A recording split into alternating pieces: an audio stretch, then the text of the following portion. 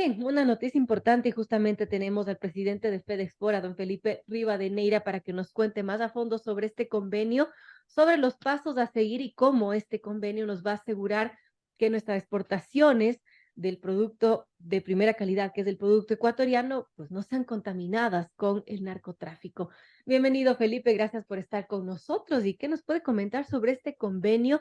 ¿Cuáles son los pasos a seguir y qué podemos esperar de él? Hola Verónica, qué gusto poder saludar. Un saludo a tu distinguida audiencia y deseándoles una excelente semana, semana importante, previo a elecciones. Es que el Ecuador tiene que estar muy atento, muy concentrado. Todos los ciudadanos tenemos que estar muy atentos de nuestras actividades en esta semana. A ver, el convenio que suscribimos la semana pasada era con la intención de dar un mensaje al mundo, en el sentido de que aquí se está trabajando fuertemente por controlar la contaminación en nuestra carga de exportación.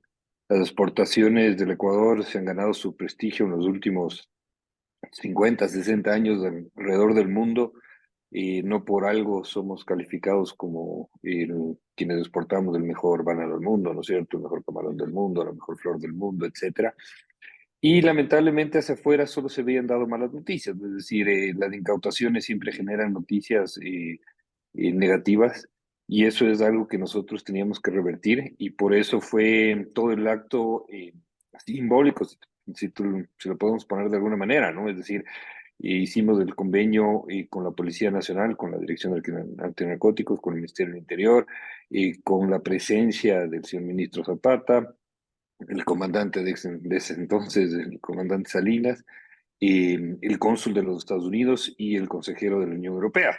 Y justamente y en uno de los importantes puertos de Guayaquil, con la intención de demostrar esta cooperación importante que se está dando no solo a nivel sector público-privado en el Ecuador, sino esta corresponsabilidad compartida que se tiene también con los países del mundo, porque esto es una amenaza que el Ecuador no la está enfrentando sola, no la puede enfrentar sola.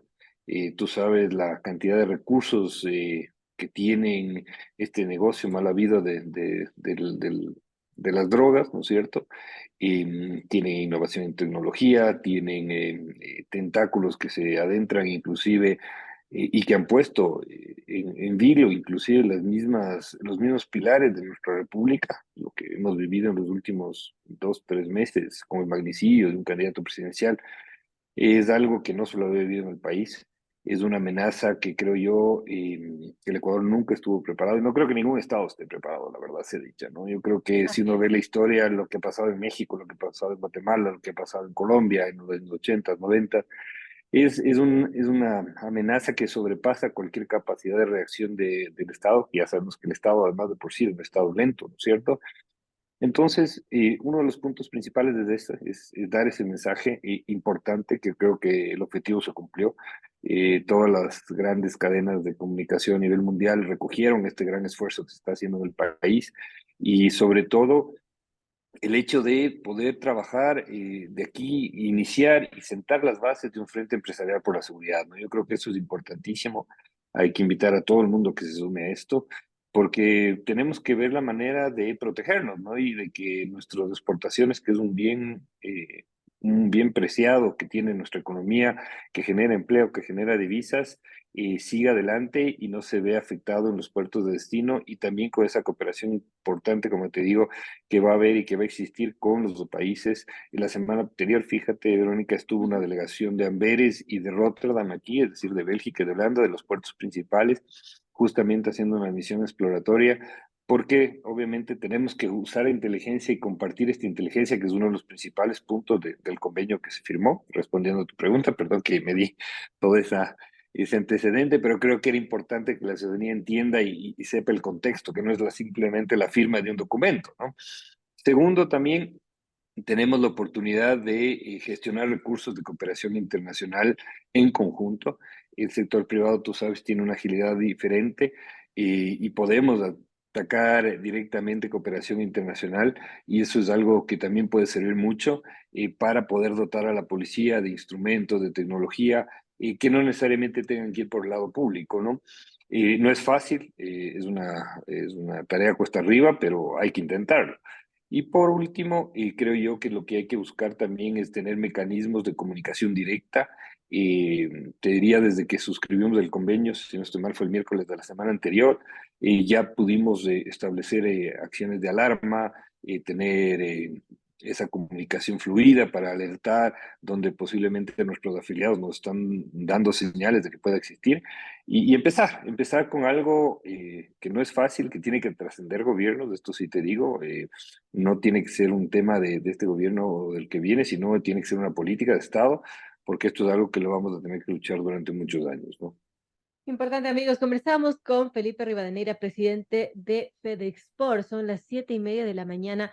Vemos un poco de cifras, Felipe, porque sí es preocupante la situación. El ministro Zapata justamente lo decía que en 28 meses la Policía Nacional incautó 521 toneladas de droga a escala nacional. De ellas, el 35% sale desde los puertos marítimos. También el director de antinarcóticos, Pablo Ramírez, aseguraba que las incautaciones de narcóticos en puertos se incrementaron desde el 2019 y que este año se decomisaron 5 toneladas de droga, en el 2020 fueron 23, en 2021 subieron a 50 y en el 2022 fueron 77 toneladas. Esto sin duda enciende las alarmas, además de las noticias tristes, negativas que se escuchan del país de cargamentos que se encuentran en los puertos con droga. Hay deudas que tiene el Estado, por ejemplo, de instalar los famosos escáneres en los puertos. ¿Eso no debería ser como una parte primordial, una columna central de este convenio?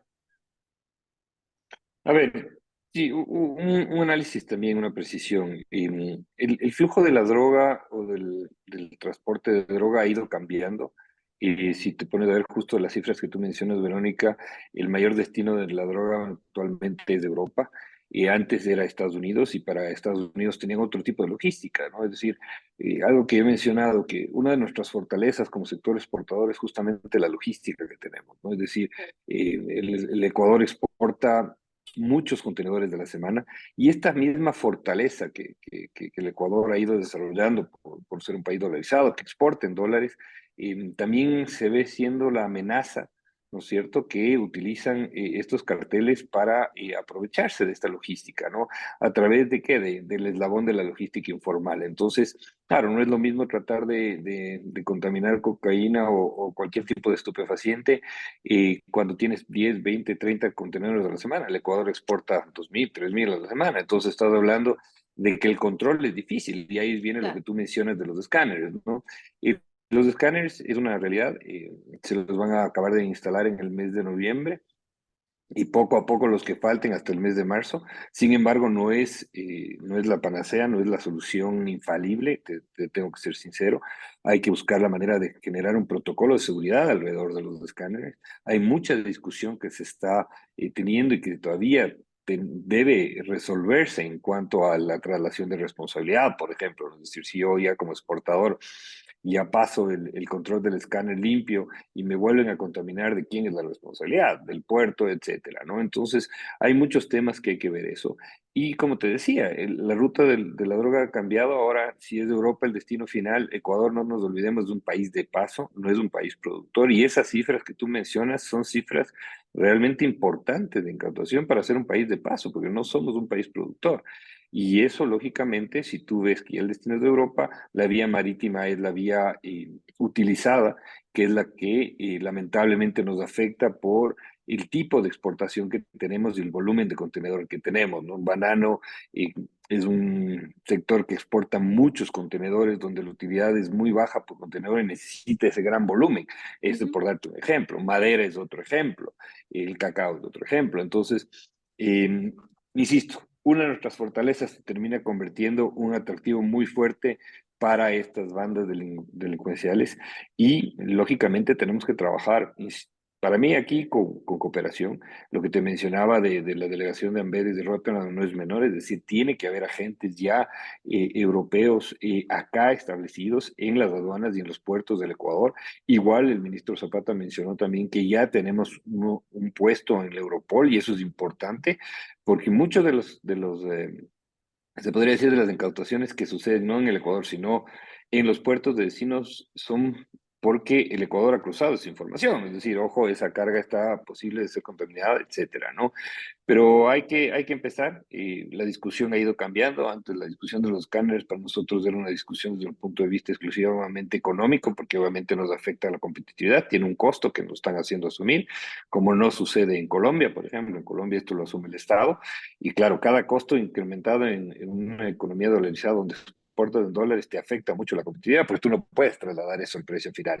Por Sin supuesto. embargo, creo que en este momento estamos ante una circunstancia en que hay que invertir en seguridad, hay que invertir, esperemos que algún momento esto el gobierno y el país nos reconozca, porque el sector exportador, Verónica, de nuestros cálculos tenemos establecido que invierta alrededor de $1 millón diarios en seguridad. Y esto sin contar los costos que te genera, por ejemplo, cuando hay contaminación, ¿no? El daño reputacional, los costos legales, la carga, etcétera, ¿no? Pero tenemos que trabajar para adelante. Esto es una amenaza que seguro la vamos a vencer, como hemos vencido muchísimas otras más, y es algo que el Ecuador va a tener que hacerlo de una forma coordinada y con ayuda internacional, ¿no? Ahora, ¿qué nos dice Felipe de ciertas empresas bananeras, por ejemplo, que son compradas por mafias internacionales? Y claro, ahí tienen su fachada de legalidad, pero están haciendo de las suyas. ¿Cómo luchar contra eso? Y también, bueno, ¿qué expectativas tenemos que con este convenio las cosas realmente cambien y mejoren? Bueno, va a haber cruces de información, de inteligencia, ¿no? Tú sabes que las acciones, por ejemplo, de una sociedad anónima son de libre compra y venta. Eso no lo podemos controlar, es decir, tenemos que estar mucho más alertas de todos quienes trabajamos, por ejemplo, en el gremialismo.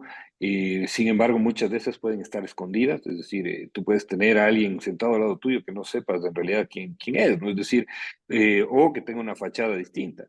Pero para eso el cruce de información, los controles, eh, y mientras esto se incremente, ¿no es cierto?